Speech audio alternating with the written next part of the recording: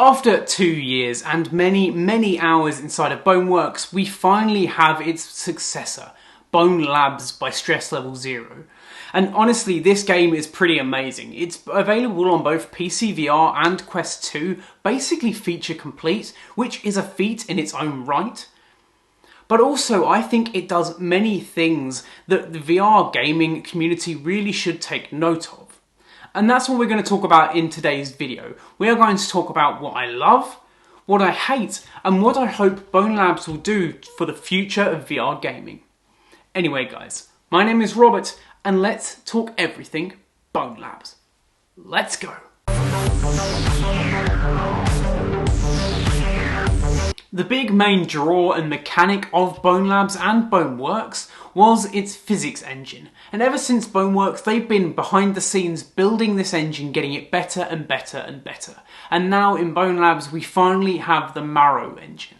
What this does is it allows for some truly incredible full body physics, making the game and its puzzles more engaging and true to life than ever.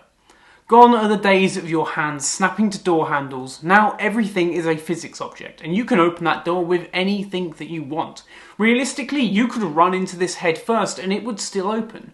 Or you could use a hammer and sort of just nudge it open with the hammer. The possibilities are endless, and a lot of the puzzles in this game use objects in fun and interesting physics-based ways that you may not have thought of before. The same goes for weapons too. Try and pick up a sledgehammer with one hand. It's really difficult, right? You basically have no power and no accuracy. However, go and pick up that weapon with two hands, you now have significantly more power and significantly more accuracy. And that's basically the same in BoneLabs as well. Any of the weapons can be used one-handed realistically, but it is always better to use them two-handed, be that a sledgehammer or even an arrow. One thing I truly didn't expect to come out of the new physics engine is just how many ways there are to hurt and kill your enemy. Seriously, it's pretty incredible. About halfway through my first playthrough of the main campaign, I discovered that my body was basically a weapon in and of itself. I could pick up one of the enemies by the head and simply just headbutt them to death. Maybe if that's not your style, just grab someone's head and smash it into a wall or door. That will also kill them. And it's just incredible. This game truly makes you feel powerful in an incredibly brutal and quite scary way at times. Now, freedom of movement is something that we've always struggled with in the VR community. There are two kinds of people. The first absolutely love freedom of movement and the complete locomotion system of being able to walk around with one stick and move with the other. However, there are other people who believe that comfort level is key. A lot of people still haven't found their VR legs, and giving them a full locomotion system will make them feel pretty sick pretty quickly. Now, the guys over at Stress Level 1 took that VR rulebook and threw it against a wall, made it run and jump across a rooftop, and basically just absolutely destroyed that rulebook. Coming into this game, there are basically no comfort levels outside of a snap turn on the Quest 2. And to be honest with you, I don't think it needs them. This kind of game would have simply just been hindered by these types of controls. And what they've been able to do is create a much richer, fuller experience by neglecting some of those lesser attuned players. If you don't already have your VR legs and you're coming in to play this game, then be prepared to puke. A lot. I'm not kidding. I've been using VR for 4 or 5 years, and even I at times felt a little bit queasy playing this game. Couple this basically no comfort level with the Marrow Engine and its full body physics, and things get pretty intense. There is a particular parkour scene where you are jumping across a rooftop into a window, basically the same as what happened within the Matrix films. It felt amazing, but at the same time, even this made me feel a little bit queasy and uneasy. So if you don't have your VR legs yet, I don't recommend playing this game. or if you do, play it in shorter bursts and at least have a bucket nearby. However, what I think this has done is it has allowed the community as a whole to become more attuned and get to grips with this kind of movement, because in the future more and more games will start to use full locomotion systems to really unlock the power of virtual reality. One new thing in BoneLab, which wasn't even available in BoneWorks, is the ability to customize your own character. Basically, they have a whole SDK which allows you to upload as many different body types as you like. Think VR chat. But instead of just being a model, it carries so much more weight. Literally. So the default character in the game is pretty fast, but he's not particularly strong. He can't carry heavy objects, he can't throw things a long distance. If, however, you go in and you change to a big, beefy character, you'll find that he can't run particularly fast. But my god is he strong. He can throw things, he can bash people's faces together and throw them halfway across the map. In the same tune, if you go for a smaller character, they'll be a lot faster and be able to fit in spaces that the other two characters couldn't. However, they just simply aren't very strong, so might struggle with some of those two-handed weapons. This kind of customization and character creation really does open the door for so many possibilities and replayability, both within the main campaign and all of the little added extras which we'll talk about later. Create a class and the ability for that class to truly define how you play the game is something very new that I want to see more and more of. If my character in VR chat is a big, heavy guy, I want to be able to pick up heavy things. If I'm a smaller, weaker guy, I don't want to be able to pick up heavier things. More and more VR games and experiences, particularly that of the metaverse, should begin to understand that different body types should be able to do different things, and that's okay, particularly from a game standpoint. As a community, we are only going to find new body types and new ways to play thanks to the power of mods. Yes, I did say mods, because BoneLab will actually support mods on both the PC VR platform and the Quest 2 platform.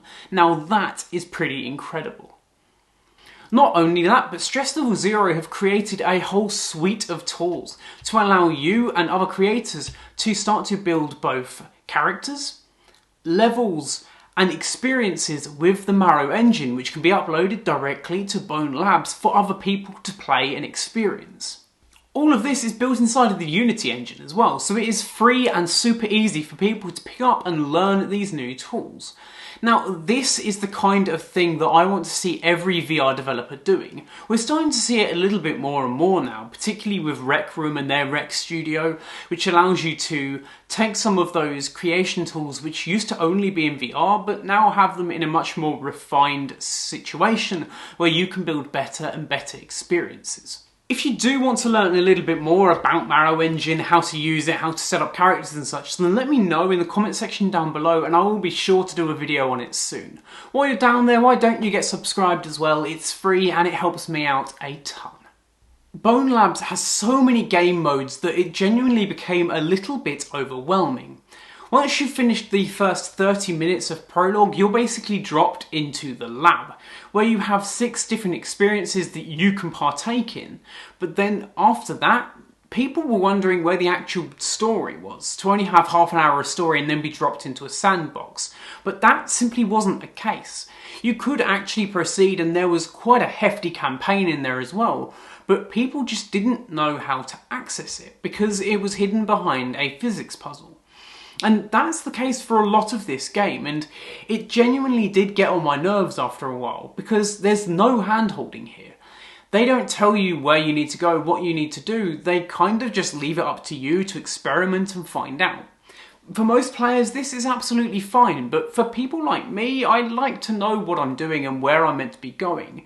Giving me just nothing to go on just makes things very difficult. I really do just wish that there was a little bit more hand-holding as to what we were meant to do to proceed.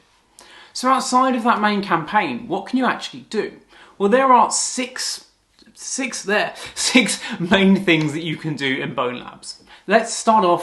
Number 1 is Tack. This is basically just a shooting range. You go through and have to kill as many of the characters as quickly as you can. Think of this as a little bit like Call of Duty, where you're running through all of the training.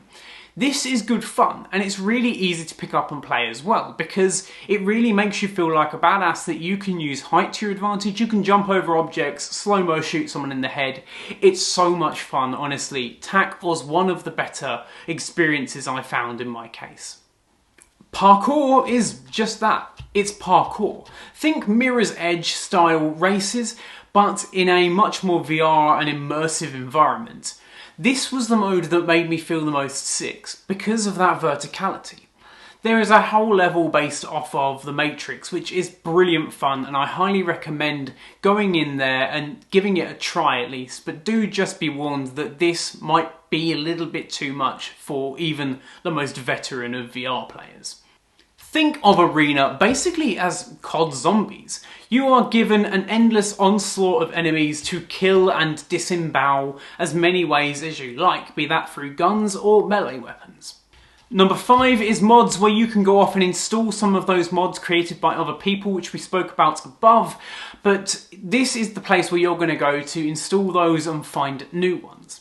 And finally, we have experimental. Right now, all this is just a big game of bowling, but I'm sure more and more things are going to start to come out in the experimental zone, particularly from the mod standpoint.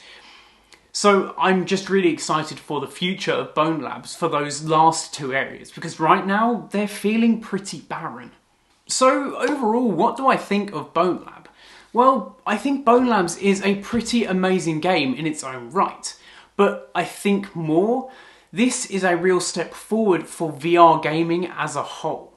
More companies need to take note of what Stress Level Zero are doing here with both their modding tools as well as their reliance on physics and how a character can completely change the way a game feels and plays.